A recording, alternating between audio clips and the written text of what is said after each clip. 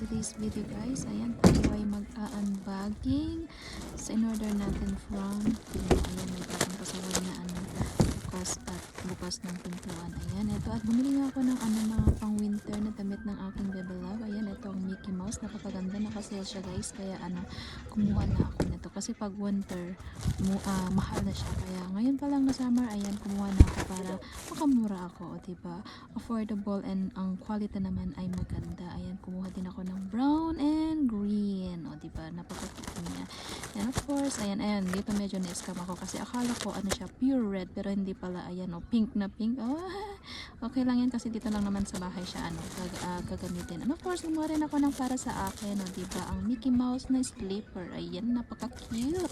And guys, thank you for watching. Bye.